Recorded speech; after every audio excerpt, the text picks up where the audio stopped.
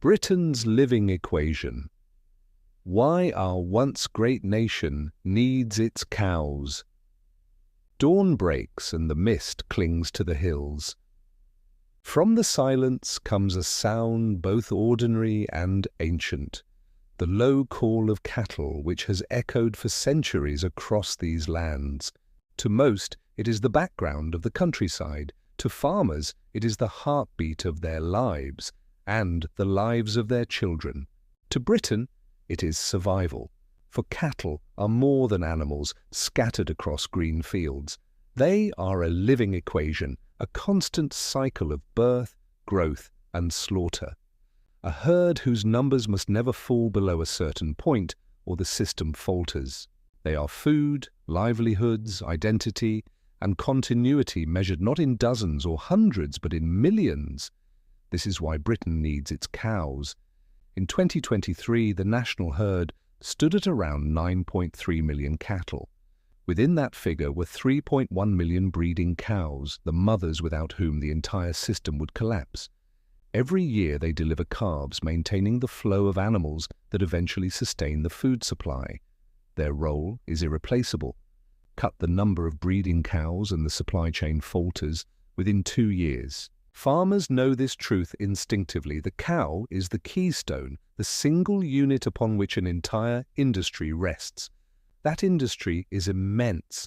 In 2023, around 2.8 million cattle were slaughtered in Britain. Of these, 2.04 million were prime steers, heifers, and young bulls, bred and fattened exclusively for beef. Around 611,000 were cull cows, retired mothers from dairy and beef herds. Another 148,000 were calves and older bulls. Their combined weight added more than 922,000 tons of beef to the nation's markets. Each ton entered homes and restaurants, kitchens and canteens, supplying Britain with everything from the humble minced beef cottage pie to the premium sirloin served in a London steakhouse. To understand this production, look at a single animal. Take one prime steer. Its carcass will average 350 kilograms. Around 210 kilograms of that is edible meat once bone and trim are removed. That animal divides into hundreds of meals, nearly 200 steaks at 10 ounces each, more than 300 burgers at 6 ounces, 400 plus servings of mince at recipe size, and 200 cuts prepared as roasting joints. Combined, over 1,000 meal portions are created from just one animal. Multiplied by the 2 million prime cattle slaughtered in 2023, Britain's herds delivered more than 2.3 billion meals, enough to give every member of the population more than 30 beef dishes in a single year. But this production is only half the story. It is possible only because of the constant presence of a far larger herd. Prime cattle take almost 2 years from birth to slaughter. This means that at any moment Britain is not only supplying its present needs, but also nurturing its future supply. Each year, more than 3 million calves must be born to sustain the 2.8 million animals destined for slaughter, as well as the replacements needed for breeding cows leaving the system. This pipeline requires a standing population of roughly 9.3 million cattle at all times. Calves of the current year, yearlings from the year before, prime cattle approaching slaughter, heifers held back as replacements, and cull cows completing their life's work. Remove even one layer of this human and animal enterprise and the balance fails. Geography makes this necessity visible. England holds over 5 million of the herd, its largest concentration in Devon and Cumbria. Cornwall and North Yorkshire also contribute heavily to national figures, weaving cattle into the mixed patchwork of arable and pastoral farming. Scotland has 1.7 million cattle, especially strong in Aberdeenshire, Dumfries and Ayrshire.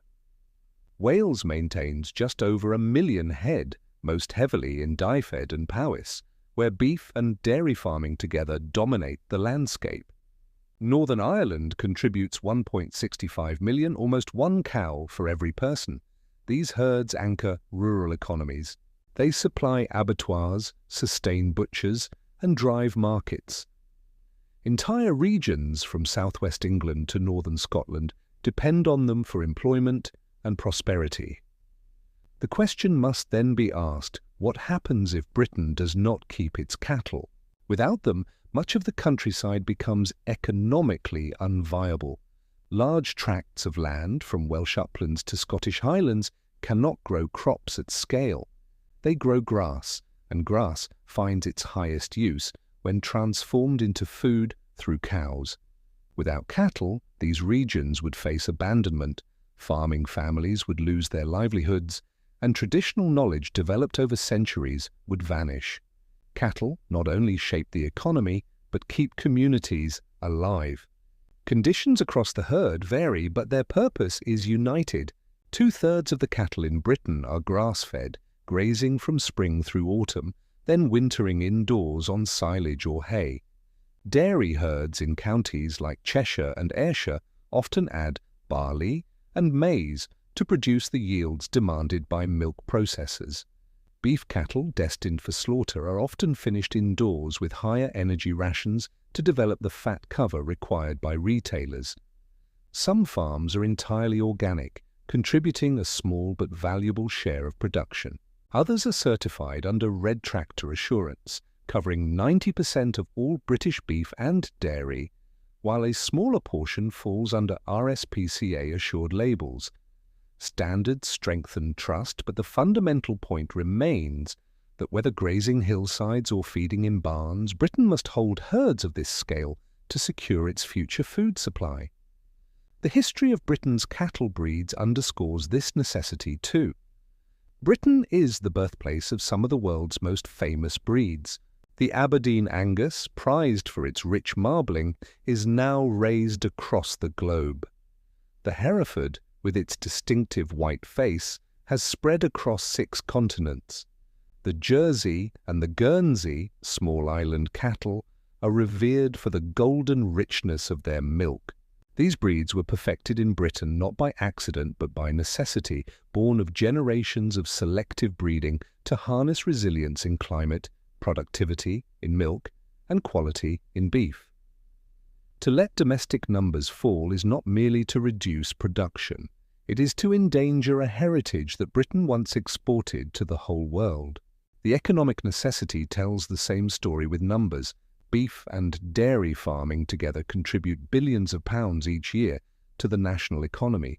They sustain hundreds of thousands of jobs, not only for farmers and herdsmen, but for lorry drivers, abattoir workers, butchers, and retailers. To allow cattle numbers to decline too far is to weaken this economic engine. Imports may fill supermarket shelves, but they do not sustain British farms or rural towns. Keeping herds at strength ensures not only that Britain eats, but that Britain works. Nutritionally, the case is just as strong. Beef and dairy together deliver protein, iron, vitamins, and calcium to tens of millions. In many households, mince provides the staple of the weekly diet, easy to stretch into casseroles and pastas, feeding families at affordable cost. For generations, milk has provided daily nutrition to children and remains a symbol of health and growth. Cows are vessels for more than tradition. They are literal providers of nourishment to each generation across the entire country. Yet perhaps the most powerful case is cultural. Britain is inseparable from its cattle. They are there in history books, in paintings, in farm landscapes immortalized by poets. They dwell in Shakespeare's words where he references beef-witted men, a phrase showing how central beef was to thought and life. In the 18th century, beef and liberty was a political slogan, tying cattle to the very identity of British freedom. In the 19th century, roast beef became the national meal, sung in patriotic anthems by men who identified their strength with the food of cattle.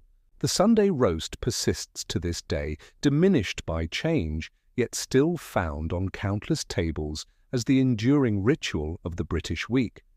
To sustain cattle is to sustain part of the nation's character, an identity written not on parchment, but in pasture. Look again at the arithmetic. 9 million cattle alive, almost 3 million slaughtered each year, more than 2 billion meals produced. This is not spectacle but necessity. Each animal plays its part. Each breeding cow perpetuates the cycle. Each calf born secures food for the future. Each farmer ensures the herd does not dip below the number that keeps shelves stocked and traditions alive. Without cattle, Britain forfeits more than its beef supply. It would lose its food security, its self-sufficiency, its farming families, its economic engine, and even its cultural soul. Cattle represent continuity.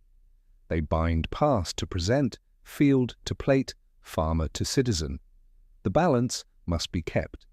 So as dawn breaks across Devon or Cumbria or Ayrshire, and the call of cattle rises low through the mist, remember this. It is not simply background noise, it is the sound of Britain's living equation, the constant proof that 9 million animals nourish and sustain a nation. They are needed, they are indispensable, and they remain the foundation of Britain's table and Britain's identity.